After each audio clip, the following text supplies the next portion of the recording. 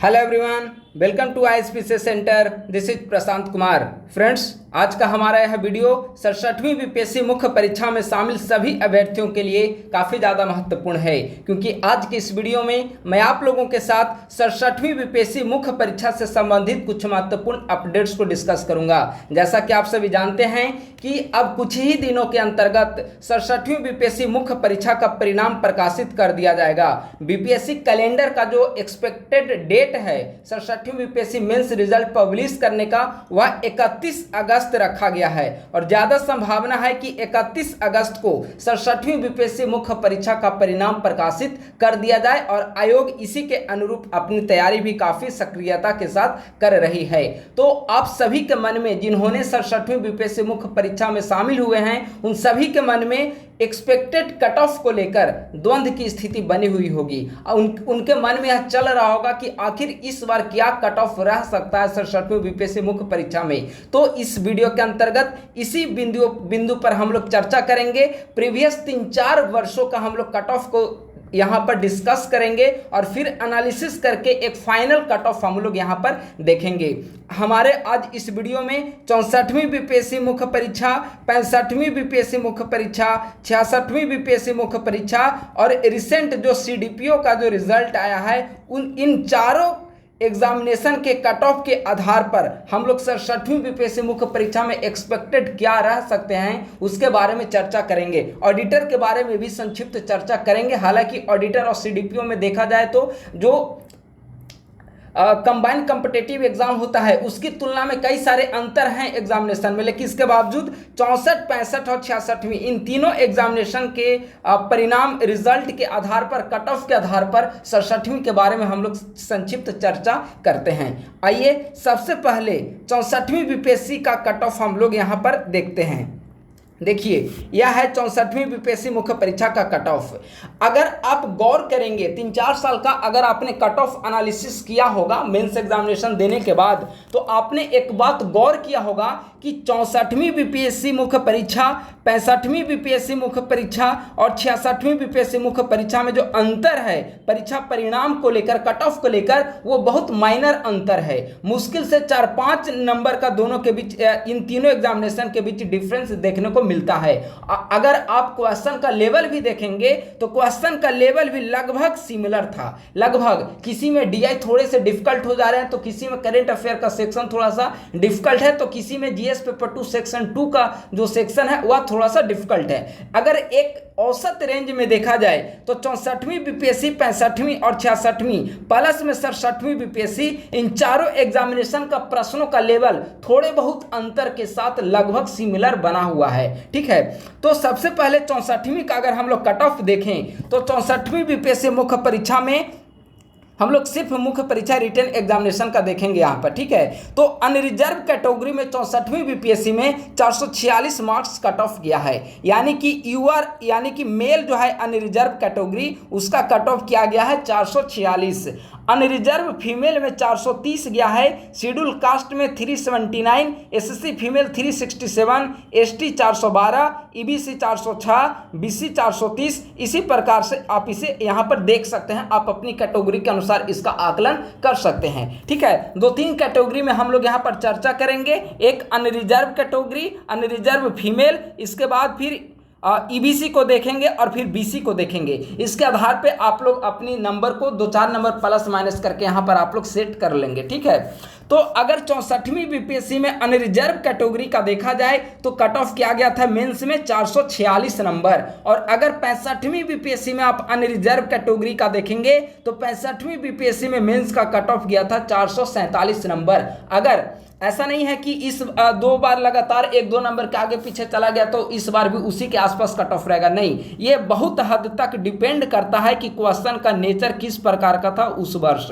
तो 64वीं बीपीएससी और 65वीं बीपीएससी का अगर आप मेंस एग्जामिनेशन का क्वेश्चन का नेचर देखेंगे तो बहुत हद तक दोनों का नेचर सिमिलर था। ठीक है, अब थोड़ा सा हम लोग यहाँ पर 66वीं का भी देखते हैं। अनरिजर्व 64वीं का होगा 446 और यहाँ पर हो गया 65वीं में 447।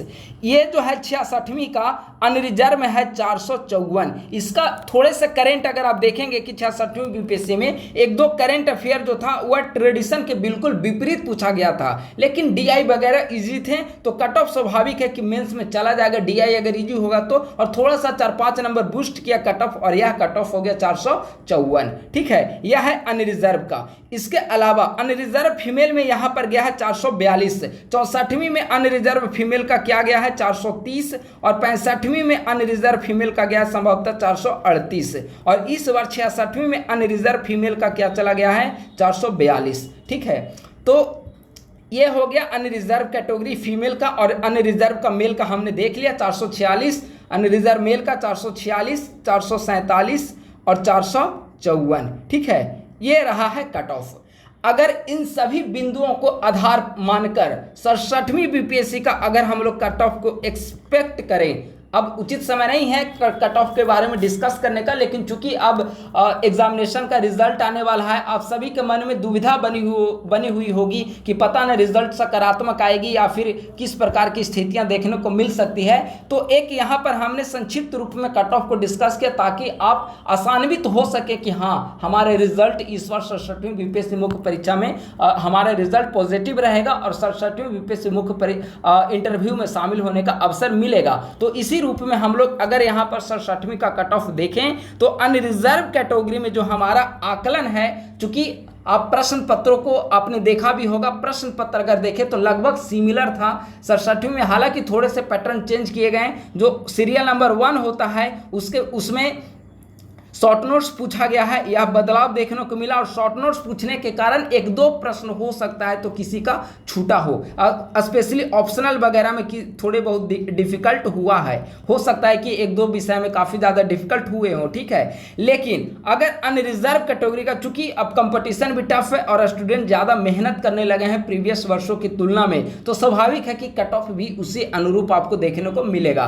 ठीक है, तो अनरिजर्व कैटेगरी में जो मेरा आकलन है वह 450 से लेकर 470 नंबर तक अनरिजर्व कैटेगरी में मेल का कट ऑफ रह सकता है। यह 67वीं बीपीएससी मुख्य परीक्षा के अंतर्गत यह कट ऑफ एक्सपेक्टेड है। ठीक है, अगर अनरिजर्व मेल का फीमेल का देखा जाए तो अनरिजर्व फीमेल का जो है वह 450 के इर्द गिर्द, 445 से 450 के इर्द गिर्द रहेगा और ओबीसी मेल का कट ऑफ जो रहेगा वह अनरिजर्व फीमेल के इक्विवेलेंट एकदम बिल्कुल लगभग 1-2 नंबर आगे पीछे कर दे तो उसी के आसपास रहने की संभावना है। यानी कि ओबीसी मेल का जो कट ऑफ होगा वह 450 के आसपास ओबीसी मेल का कट ऑफ होगा। यानी कि अनरिजर्व कैटेगरी का मेल का कट ऑफ 450 से 470 मार्क्स, अनरिजर्व फीमेल का कट ऑफ 445 से 450 और ओबीसी मेल का कट ऑफ 450 के आसपास रहने की संभावना है। ठीक है, यह एक एक्सपेक्टेशन है, उम्मीद की जा रही है कि इसी के आसपास कट ऑफ रहे। आप सभी का एग्जामिनेशन भी काफी बेहतर गया होगा क्योंकि जीएस में देखा जाए तो प्रश्न पत्र बहुत बेहतरीन प्रश्न पूछा गया था। 64वीं, 65वीं, 66वीं और 67वीं लगभग जीएस का प्रश्न लगभग सिमिलर रहा है। ऑप्शनल में थोड़े बहुत उतार चढ़ाव देखने को मिले, जैसे 67वीं बीपीएससी में शॉर्ट नोट्स के रूप में पैटर्न में थोड़े बहुत बदलाव देखने को मिले थे। तो ये यहाँ पर हमने डिस्कस कर लिया, लेकिन इसके एक दो और अपवाद हैं। जैसे अगर आप सीडीपीओ का कट ऑफ देखें तो सीडीपीओ के कट ऑफ में अनरिजर्व कैटेगरी का रिटेन का कट ऑफ गया है 491। आप लोग कह सकते हैं कि सीडीपीओ में चूंकि जो वैकेंसी है वह काफ़ी कम थी वैकेंसी, लेकिन आपको याद रखना होगा, इस बात को ध्यान रखना होगा कि मेंस एग्जामिनेशन में हमेशा वैकेंसी रिक्ति की 10 से 12 गुना के रूप 10 से 12 गुना ही अभ्यर्थी बैठ सकते हैं रिक्तियों की तुलना में। तो चाहे 64वीं में अगर वैकेंसी ज़्यादा होगी तो स्वाभाविक है कि वैकेंसी के तुलना में 10 से 12 गुना अभ्यर्थी शामिल हुए। 67वीं में वैकेंसी अगर 800 के आसपास है तो उसके 10 से 12 गुना इसमें भी शामिल हुए। तो स्वाभाविक है कि सीडीपीओ में भी वैकेंसी कम है तो कम की ही 10 से 12 गुना इसमें भी बैठे हैं। ठीक है, तो नंबर ऑफ वैकेंसी है उसका असर प्रीलिम्स कट ऑफ में तो पड़ सकता है, लेकिन उसका असर मेंस कट ऑफ में पड़े इसकी संभावना बहुत कम है, क्योंकि किसी भी वर्ष का मेंस एग्जामिनेशन हो, रिक्तियों की तुलना में 10 से 12 गुना अभ्यर्थी ही मेंस परीक्षा में शामिल होते हैं। चाहे 64वीं में 1400 वैकेंसी गई हो, चाहे फिर सीडीपीओ में लगभग 55 वैकेंसी गई हो, उससे ज्यादा मतलब नहीं होता है। मेंस में हमेशा रिक्तियों की तुलना में 10 से 12 गुना अभ्यर्थी शामिल होते हैं। ठीक है, तो इसे आप अपवाद मान लें, क्योंकि अगर आप इसकी चर्चा करेंगे तो अभी कल जो रिजल्ट जारी की गई है ऑडिटर की, उसमें आप देखेंगे कि अनरिजर्व मेल का जो कट ऑफ रहा है वह 398 अनरिजर्व मेल का कट ऑफ रहा है, लेकिन इसका फाइनल कट ऑफ अगर आप देखेंगे तो final cut off unreserved male का 502 रहा है। इन दोनों के बीच 104 नंबर का गैप है। इसका एक ही मतलब हुआ कि अनरिजर्व कैटेगरी में भी कुछ अभ्यर्थी ऐसे हैं जिनका मार्क्स काफी बेहतर रहा है, और कुछ अभ्यर्थी ऐसे हैं जिनके कारण कट ऑफ को लो करके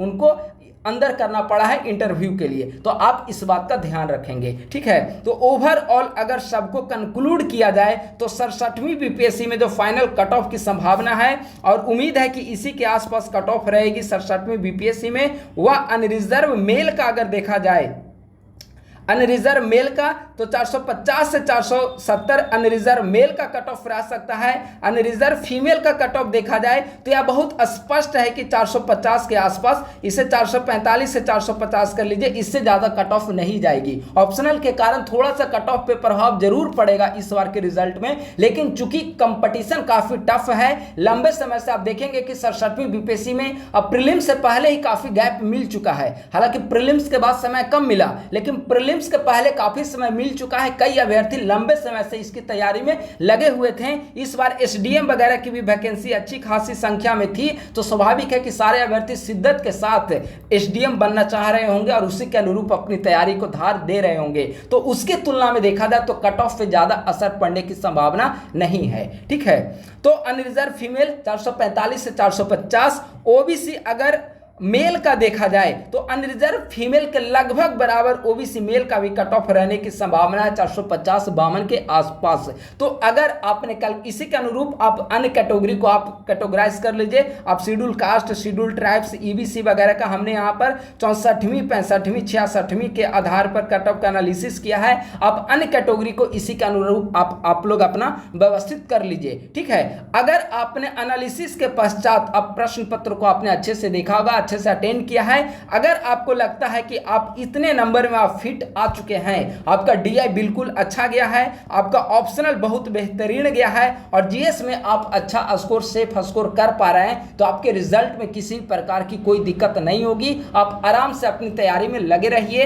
31 अगस्त का ही दिन है जब आपको 67वीं बीपीएससी मुख्य परीक्षा का रिजल्ट यहाँ पर प्रकाशित कर दी जाएगी, और जिसका आप काफी लंबे समय से, दिसंबर के बाद से आप इंतजार कर रहे हैं, वह 31 अगस्त को आपको रिजल्ट मिल जाने की पूरी संभावना है। अगर सब कुछ ठीक ठाक रहा तो एंड अगस्त में रिजल्ट आ जाएगी, और 11 सितंबर से, जो कि बीपीएससी का कैलेंडर है, 11 सितंबर से इसका इंटरव्यू प्रारंभ कर दिया जाएगा। हालांकि जो 69वीं प्रीलिम्स अगर आप देना चाहेंगे तो थोड़े बहुत दिक्कतें हो सकती है, चूंकि टाइम कम मिलेगा, लेकिन फिर भी प्रीलिम्स से ज्यादा इंपॉर्टेंट आपके लिए 67वीं बीपीएससी का इंटरव्यू है। इंटरव्यू होगा तो जो भी अभ्यर्थी इसमें फिट आ पा रहे हैं वो अपनी तैयारी में लगातार लगे रहें, और 31 अगस्त को कुछ ही दिनों के बाद आपको रिजल्ट बीपीएससी वेबसाइट पर देखने को मिल सकता है।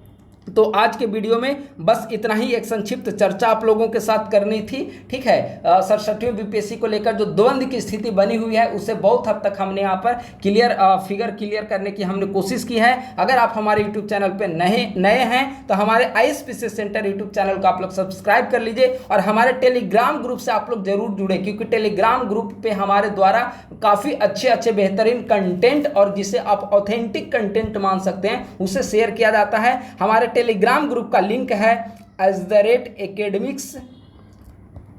academics for CSE।